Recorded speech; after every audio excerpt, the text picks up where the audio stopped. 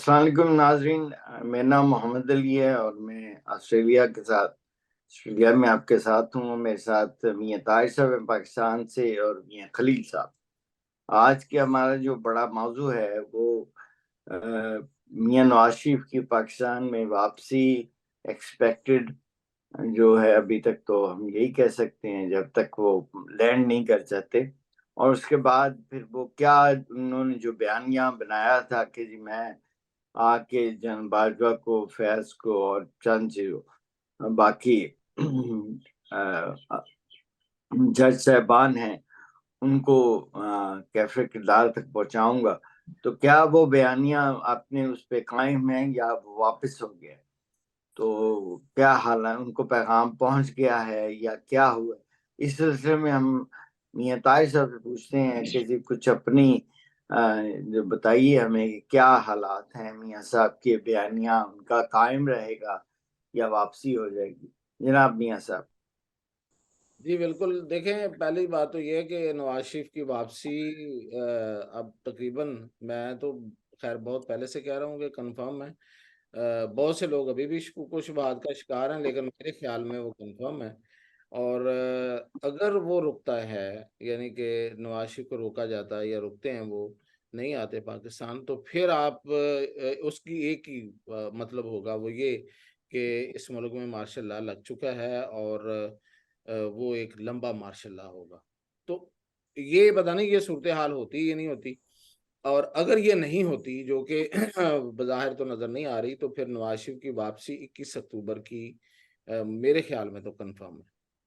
अब जहाँ तक बात है बयानिए की, तो बयानिए पे बहुत सी कन्फ्यूजन जो है वो बहुत से अतराफ से आ रही है। एक तो जो मुखालफ हैं नून लीग के, वो भी पैदा कर रहे हैं। और फिर नून लीग के अंदर भी जाहिर है, आपको पता है कि कितनी ग्रुपिंग है, और वो लोग भी कर रहे हैं। और एक स्ट्रेटजी के तहत भी इसको कन्फ्यूजन में का शिकार किया जा रहा है। अब ये सारी चीजें जब मिल जाती हैं, तो आम आदमी यही समझता है कि कोई बयानिया नहीं है, एवं ड्रामेबाजी है, वो आएंगे नवाज शरीफ। और अब तो ये भी होने बातें शुरू हो गई हैं कि शायद वो जलसा जुलूस भी ना करें, और कोई छोटा मोटा इस्तकबालिया हो, और उसके बाद कोई बहानाबाजी कर ली जाए कि लो जी उनको तो जेल ले गए हैं, या उनका अभी केस नहीं सुना जा सका, या कुछ इस तरह की कोई सिचुएशन क्रिएट करके, तो ये कहा जा रहा है कि शायद वो इससे भी अवॉइड कर जाए। अच्छा, इसमें कोई बड़ी अचंभे वाली बात इसलिए नजर नहीं आ रही कि आपने देखा कि कल जो जलसा हुआ इतवार के रोज शाहदरा लाहौर में, तो बहुत कम लोग थे वहां पे। और वो बहुत कम लोगों के बारे में एक रिपोर्ट भी अब आज बनी है, नून लीग में के लोगों ने बनाई है। और उसमें उन्होंने ये बताया है कि ये ग्रुपिंग की वजह से है। और हमें याद है, शायद आपको भी याद होगा कि जब इन्होंने मीनारे पाकिस्तान में एक बड़े जलसे का ऐलान किया था, और वो जलसा हुआ भी, लेकिन वो जलसे का इम्पैक्ट नहीं आया था।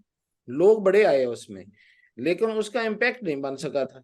उसकी वजह भी वहां पे उस वक्त की ग्रुपिंग थी। तो मैं समझता हूं कि इस वक्त नवाज शरीफ को और मुस्लिम लीग नून को बयानिए से ज्यादा, और वापसी को इस्तकबाल या ना इस्तकबाल के इस सारे बहस से ज्यादा उनको जरूरत है अपने अंदर मौजूद ग्रुपिंग को खत्म करना। और वो ग्रुपिंग शुरू कहाँ से होती है? बिल्कुल मियां नवाज शरीफ की राइट साइड से, यानी कि जो शहबाज शरीफ का घर है, वहां से शुरू होती है। अब उसमें शहबाज शरीफ शामिल हैं या नहीं है, ये कोई बड़ी बात नहीं है, लेकिन ये बड़ी अहम बात है। हमजा शहबाज शरीफ उसमें पूरे तरीके से शामिल है इस ग्रुपिंग में। और ये बात उस जलसे में भी जिसका मैंने जिक्र किया, मीनारे पाकिस्तान, उसमें भी ये सामने आई थी, और आज भी यही सामने आई है कि हमजा शहबाज और उसके जो लोग हैं, करीबी लोग हैं, उनकी वजह से। और आपको ये भी पता है कि ये हल्का जो है जो मलक रियाज का हल्का शदरे का, इससे एडजेसेंट हल्का है हमजा शहबाज का, और शुमाली लाहौर जिसे कहते हैं। तो बेसिकली तो सारा क्राउड यहाँ से आना जाना, और यही एक मतलब हल्का, बेसिकली इलाका एक है, हल्के दो हैं। तो हमजा शहबाज का बड़ा असर रसूख है उस हल्के में।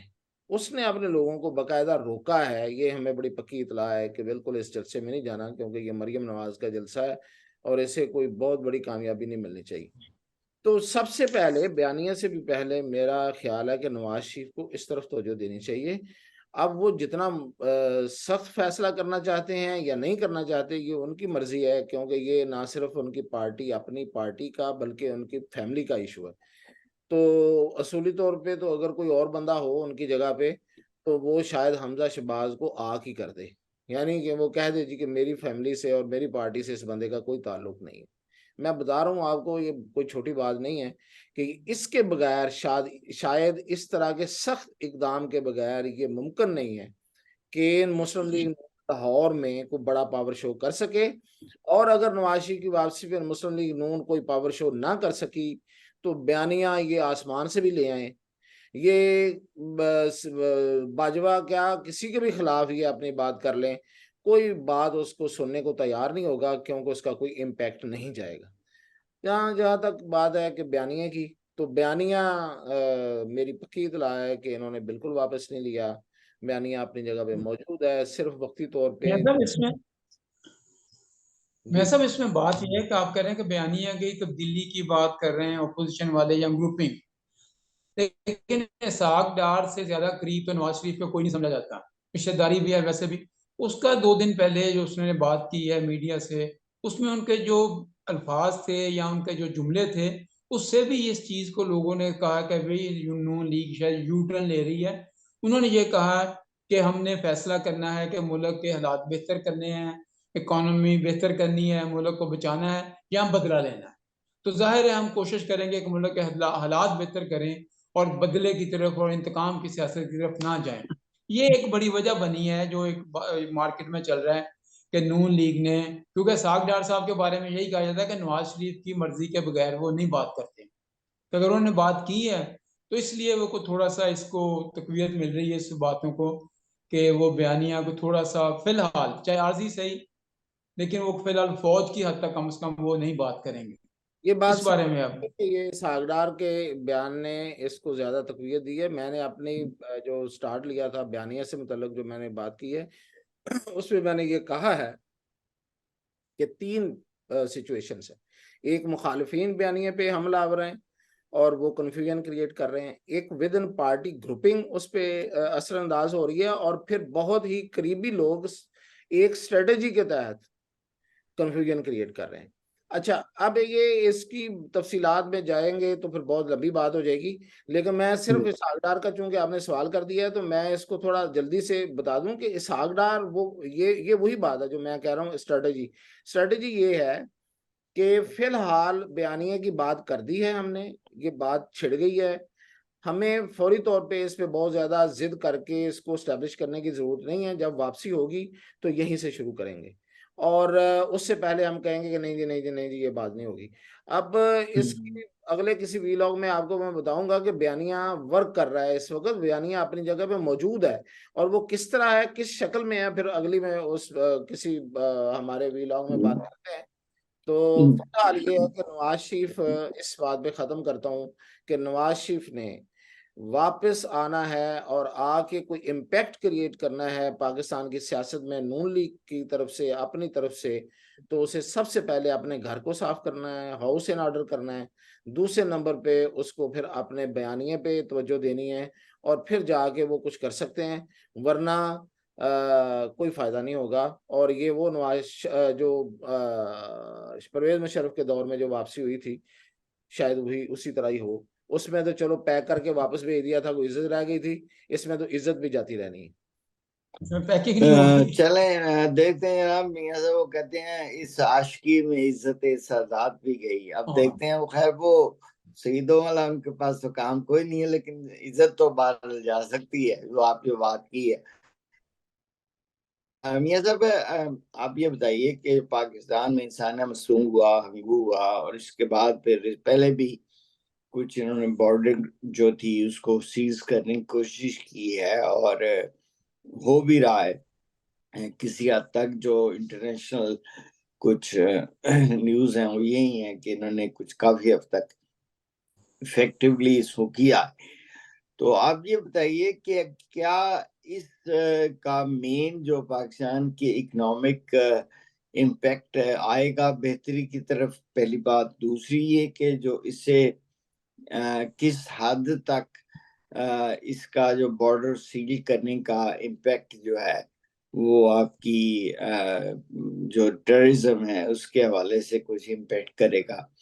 और तीसरी, मुख्तसरन टाइम हमारे पास कम है, अगर वक्त हो तो आप हल्का सा बता दीजिएगा डिजिटल करेंसी का कि पाकिस्तान उस तरफ जा रहा है, जनाब मियां साहब। अली, बात यह है कि बॉर्डर पे अगर सख्ती करेंगे, कोई कंट्रोल करेंगे, तो उसका इम्पैक्ट डेफिनेटली आएगा, आना चाहिए। लेकिन सिर्फ बॉर्डर पे कंट्रोल से मामला सही नहीं होंगे, जबकि इंटरनल मैनेजमेंट और इंतजामी अमूर जो तब सही नहीं होंगे उस वक्त तक काम नहीं होगा।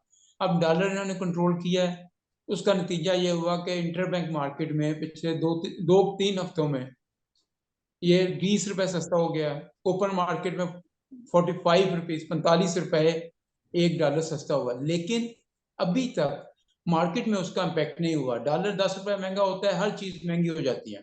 अब ओपन मार्केट में 45 रुपीज सस्ता होने के बावजूद अभी तक मार्केट में कोई एक ऐसी चीज का नाम नहीं ले सकते जो सस्ती हुई हो, जो डॉलर की वजह से महंगी हुई। इसलिए अब लोग ये बात तो मानने को तैयार हो गए कि ठीक, अभी असर हो रहा है।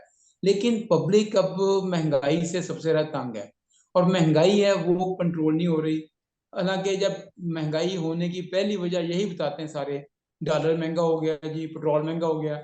ठीक है, पेट्रोल अपने हाइट पे पहुंच गया, वापसी शुरू हुई है, सबसे सस्ता हुआ, उसका इम्पैक्ट तो चलो 2-3 दिन देखेंगे हुआ। डॉलर पिछले 3 हफ्ते से मुसलसल रुपया महंगा हो रहा है, डॉलर सस्ता हो रहा है, लेकिन उसका मार्केट में इम्पैक्ट कोई नहीं आया। चीनी का उन्होंने कहा था कि हमने कंट्रोल कर लिया, हमने बॉर्डर पे स्मगलिंग रोक दी, चीनी रोक दी, लेकिन उस पर चीनी 70-80 रुपए, 90 रुपीज किलो से ज्यादा की कीमत नहीं थी। अभी भी 150-160 बिक रही है। लोग यही कह रहे हैं कि जब तक उस वो तो बहुत जरूरी हैं वो सारे इकदाम, लेकिन उसका जो इम्पैक्ट पब्लिक पे आना चाहिए या उसका असर आना चाहिए, उसके लिए मजीद इकदाम की जरूरत है, जो इस बारे में अभी शायद इनकी तवज्जो नहीं है, या कोई फिर इनका अपना बीच में मिली भगत है। जैसे चीनी पहले 100, वही चीनी है जो पिछले साल की बनी हुई शुगर मिलों के पास 90, 70, 80 रुपए, 90 तक वो बेच के मुनाफे में बेच रहे थे। वही चीनी उन्होंने पहले इनसे बात की, 200 तक ले गए। अब इन्होंने बड़ा कहा हमने सस्ती करके जी 160 कर दी है। एक्चुअली तो वो ऑलरेडी 70 रुपए किलो महंगी बेच रहे हैं, जो क्योंकि नई चीनी नहीं आई, ये वही पैदावारी लागत है जो पिछले साल आई थी, उसी की पड़ रही। इसीलिए हमें सब देखना ये होगा कि इसका कब तक इंटरनल ये मामला कब सही होते हैं, उसके बाद हम कह सकते हैं कि इसका असर होगा। लेकिन वैसे डेफिनेटली असर होना चाहिए। अच्छा मियां साहब, अगर आप जल्दी से एक हमें बताइए कि ये जो पाकिस्तान की डॉलर की स्टेबल होने से क्या जो ओवरसीज रेमिटेंस है वो इफेक्ट करेगी, मुख्तसर जल्दी से अगर हाँ, आप बता उसमें एक डेफिनेटली ये बात आ रहा है, जो तो डॉलर से ब्लैक मार्केटिंग से या एक्सपोर्ट वाले वो फायदा उठा रहे थे, वो एक प्रोपोगंडा कर रहे हैं कि हुकूमत के एक इकदाम से डॉलर सस्ता होगा तो रेमिटेंस कम हो जाएंगे। लेकिन जिन लोगों ने बाहर से अपने घर वालों को पैसे भेजने हैं, जब उनका हुंडी हवाला या दूसरा चीज बंद हो गई तो उन्होंने डेफिनेटली भेजने ही भेजने हैं, वो भेजेंगे बैंकिंग के जरिए।